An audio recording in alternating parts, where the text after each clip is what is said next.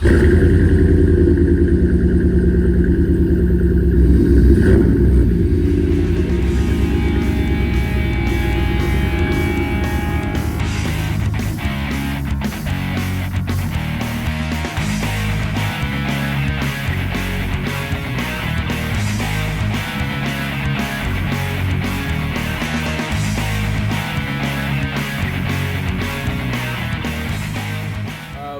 you're originally from Chicago. Yep. Where? What brought you down here to Indy? We moved here when I was 10, so I didn't really have a vote. Oh. Yeah. Got pushed aside. And then okay, pack your shit up. We're leaving. Like, okay. Can I tell you my coloring books? Nope.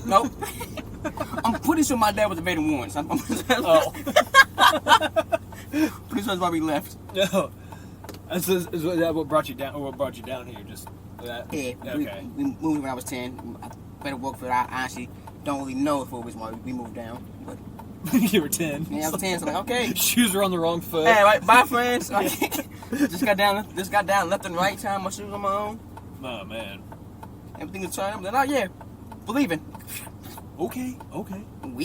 So you're 10. So have you ever? So you still go back to Chicago to see family? Up Yeah, there my mom moved. My grandparents and my uncles and all of them, they're still up there. And we went back every holiday for Christmas to spend with my grandparents and my mean grandmother. I feel like everybody has a mean grandmother and a nice one, and normally it's the nice one that dies first. Oh. I don't want to say luckily, but luckily. Fortunately, my blessings. Like my mean grandmother passed away first, and like her last name was Hargrave. Okay. So, and she was a teacher. Like the students even called her Hard to the Grave, like hard to the grave. Grandma Hargrave was so mean. Wow. Like I hated going there because we would go and we're kids, so we not playing outside there sometime and whatnot. We be in bed by like 7 o'clock in like July. Sun's still in the sky. Broad daylight. Broad and just dead. Like man. Like nope. You big meanie. Man, like I think she hated. Well, then like my sisters, so I have two half sisters that would go too. Like we just were growing and whatnot. We're talking about hey, Grandma Hargrave, we spend time with her, and we're like hey, my sister's like oh, it was so much fun. We got lemonade, this and that. And I'm like, what grandmother did you meet? What is this? What? I was talking to my big brother. I'm like, hey, bro, we met two different Grandma Hargraves. And China said, like, why? And then my brother's son was like, oh, was she nice to y'all? See? Exactly. That's what. No. I think she said boys because she had 4 boys of her own. And then had 3 granddaughters. But that was far in between, so it was just boy at the boy. I think she didn't say the boys. That's all. See, I was an outside kid too, so I would disappear for 8 hours a day. Yep. That's back when you could do that. Yeah, when you get snatched up by some weirdo in a green van. Like when you could kick your kids out and it'd be legal. Like, hey, go outside and play. Yep. There's one time like me and my friends were out riding our bikes, and we were like 15, getting ready to like. We're like excited about our driver's license. We're still like riding our bikes, yeah, right. And there was a guy going around, and he would just be like, "Hey, I need some people to bale some hay for me. I'll pay you." And we're like, "Sure." Yeah, right. And he was just like, we'd go home, get ready, and then he'd come over and he'd pick us up. Complete stranger. My parents were like, "Yeah, take him. Yeah, like, take his ass too." There's not that many psychopaths out and about nowadays. They scare you like, oh, everyone's going to kidnap you and rape you. Like, no, it's not. Yeah, they're out there, but they're not as bold as people think they are. Yeah, they got other ways to do it. Yeah, right? Yeah. They'll pick you up online and everything. And, well, see, and that was the biggest thing when we were coming up. It was like, hey, don't meet a stranger online. No, they kidnap you and never hear from you again. Now there's literally apps. You can like summon somebody from the internet to come pick you up and take me somewhere. Your friendly Uber driver. Yeah, right. Maybe murder. You don't know. Yeah, you did this for 10 years? Technically, it's been 10 years. Well, okay, so you did it for a year, and then you took 10 years off? No, I did it for about almost 2, and I took 8 off because life. Okay. Yeah, I understand that whole life thing. I get it. I've been working on my car for 7 years, and it turns out it's been actually 17 years. Yeah. I'm like, things still not running. Ugh. So yeah, I get the life. But what'd you do in that time?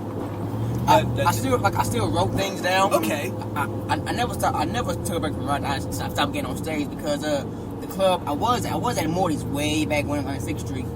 And the guy who owned it ended up becoming my manager. He would set me up with gigs and set me up to do work and whatnot at the club and some places he had. Then he got arrested. He had some gambling debt from Evansville that came and arrested him. I'm like, well, he's in jail.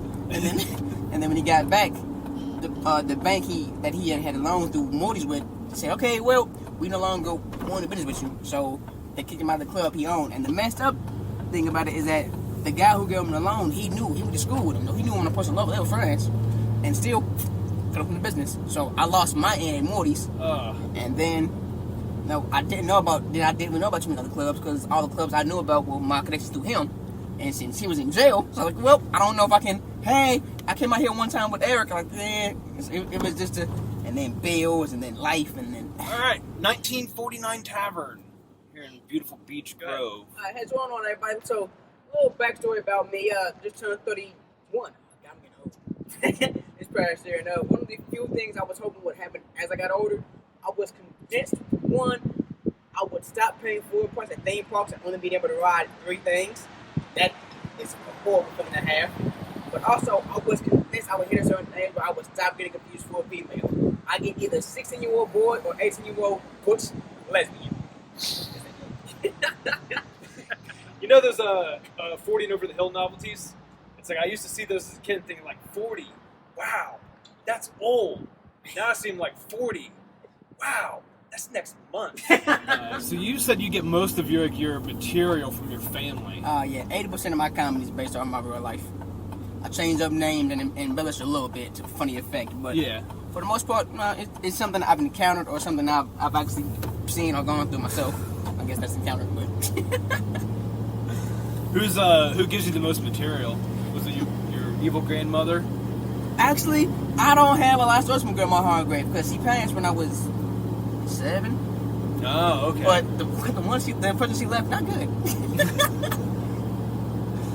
But no, I think probably my biggest influence is gotta be my mom. My mom and my Aunt Carol also passed. My Aunt Carol was one of the goofiest people I've ever met in my life.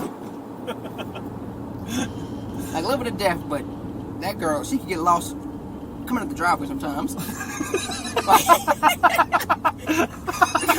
Like we would go to Indiana Beach on some vacation. Oh yeah, but we were in Chicago, so we would come out. It was crazy. So we would drive back, and Carol would always say, "Hey, this is a shortcut." Like, it's not a shortcut. Let's stick to the path we've been taking for the past 10 years and not get lost. No, we'll get there faster. We did not. And see how one was remember like the very first car phone was like a briefcase. Yeah. See how one of those. You had to plug it into the cigarette lighter, and then oh man, like. We got lost and we were on gas and we were like, hey, let's use the briefcase to call for help. It's like, no, I can finally get home. I'm like, no, Carol, we've been driving for like an hour and a half. We're lost. We're about to run out of gas and then we're gonna die. Like, and it's like, so she poured out her briefcase, plugged it in, and it killed the fucking battery. It's like, no, Jesus! This is how I die. 12 years old, I'm dead. It's messed up, yo. You did comedy at Morty's for a long time, or for that time, didn't you? Was that your first time was that the first place you went on stage? Yep. Okay. Like, I met them because my mom was dating Eric, the guy who owned it. Okay. She was dating his brother. Okay. And he threw out the whole, hey, you should go and do stand-up. I'm like, no. I'm funny with my buddies. I'm not, no. I don't want to go there and look stupid and I'm not funny. Pass. But they talked me into it, and I went on. Like, you go 1 week and meet the comics, have a little shit and meet, they writing class go before the show, whatever, and then they say, hey, the following week you're going on. Like, okay, well, let's do this. Wow. So, first dude goes on stage, T-bombs. Second chick goes on stage, she's drunk, she bombs. And then, like, I come on stage for the very first time. Like, don't tell them that, what's wrong with you? No. Jesus. That's as bad as saying it's like, hey, here's a very funny guy. Yeah, and right? It's like, you just build them up just for me to knock it down. Let them think I'm just having a bad night. Don't tell them I'm new at this shit. Don't tell them I'm a virgin. I'm gonna bust a nut in 2 seconds. Why so? I go on. I'm like, okay, let's go. So I go on stage. I do one joke, get a few laughs. Do my second joke, get more laughs. Third joke, got the whole club laughing. The light goes on and get off stage. And I'm like, I'm out. That's my time. Woo! And like the headliner, a buddy of mine named Al Jackson, who he was here at Helium recently. So I got back in contact with him. He pulled me aside. I was like, hey, how long you been doing stand-up? I'm like, this is my first. I'm like, no, I don't mean for the club. I mean, no. I know what you mean. This is my very first night. Like, this is it. This is surprise debut. Oh, man. And he's like, oh man, you got so much potential. You seem so at home on stage. You're mad funny. I was like, oh my god, really? And Al at that point had been in the game maybe 8-9 years himself.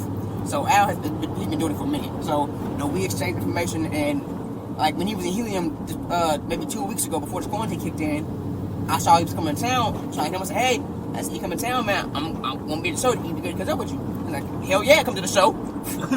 So like he came and I saw the show. Funny as hell because he's a great comedian. Yeah. And I'm like, yeah, man, I saw you were coming. And to be honest, part of me wanted to ask, hey, can I go on the show with you? But then I didn't want to be that guy. Yeah. Because we talk every now and then, but not a whole lot to say, hey, let me. Yeah, you don't want to be like, oh, can you give me a spot? Man. Give me a spot. It's like trying to like ride on somebody's shirt tail. And Yeah, so he he was like, do you want a spot? And I was like, I mean, can I? I mean, there was a show I did recently out in Fort Drop. Whatever Drop is at. I'm blanking on what, South Bend, I think. I think it was that. But that's about almost 2.5, almost 3 hour drive from here to South Bend. Yeah. The club is at. And I just made $20 on the show. But the guy was like, man, you drove this far for $20. I drove this far for stage time. Like, I'm not at a point in my career where I can turn down gigs. Yeah. I'm just not. I can't pick and choose. I gotta work. And then like I've been to Ohio to Ovations, the office. I actually won that one, and that was a big win for me because Yeah, is that the one that you won recently? Because I heard you won. Congrats on that. Appreciate it, thank you. And like I went to it because, and I'm not a big fan of the whole the audience vote you because I'm out of town. And It could be skewed. Yeah, right. And then like whether I'm funny or not, if the guy who wins brings 50 people and the club 75, I mean that's it's in his favor. So I was just going, hey, Maria's a good lady. She's a good contact to have in the comedy business. So I'll go to make a good impression on her and nothing else. Right now, my intent was just to get down there and say, hey, I'm funny. I can come back if needed. Book me. And that's it. So like I go, I do my little 5-minute set, and like they call everybody back up at the end, and they're like, hey, this guy, the kick was though they had to pick 3 comedians. So people who came for their friend, yeah, they vote for the buddy, but I still got to pick 2 comics.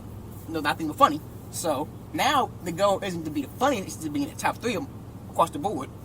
So, and I say, oh, well, this guy came in 3rd, this person came in 2nd, and this comedian, he's part of the itty bitty comedian. Like, oh, that's me. I said, oh, I'm a smallest comedian here. Yes, Emmanuel T. Yeah. And so I lost my job this past year. Didn't lose it. I know where it's at. I'm trying to lie back to it. But after I got let go, my mom, my sister, and I, we decided to fly to New Orleans. And we flew on Spirit Airlines. Fun fact, Spirit Airlines is a horrible airline. And I only say that because if your pilot comes on the speaker system and says, hey, we're waiting for a jump, probably going to be a bad flight. This getting old thing is making me want to change my diet and be a little more mindful of what I eat. So gone now are the food groups of cigarettes, alcohol, and tobacco, and pizza. That's the 4 major food groups that I eat. I still have those from time to time, but it turns out that alcohol, tobacco, and shit, I forgot the other one, are terrible toppings on pizza. What's that? A nice little family van you got. Ah, thank you. Yeah, I had like a little 2-wheel drive, just 2-person truck, and my wife's like, you need to get something that's a little bit more family oriented. I was like, oh, okay, that's fair. Can I get this? Whatever. She got mad at me when I bought it. And well, I asked. And yeah, I was gonna say, it's like you. This is more your fault than mine. Because I clearly said, hey, can I get this? And you're like, whatever. That's yes to me. But she loves it now. She's like, I'm so glad we got this because we can like go on road trips and stuff. Yeah. Because my mom had You know those station wagons that were made of wood almost? Yeah, they had like the fake wood was. Oh yeah. Like we had that. I love that. That was the best car to go Chicago with because like this is before they cared about kid safety because like the whole backseat would just lay down. Yeah. So because seatbelts weren't important when we were kids.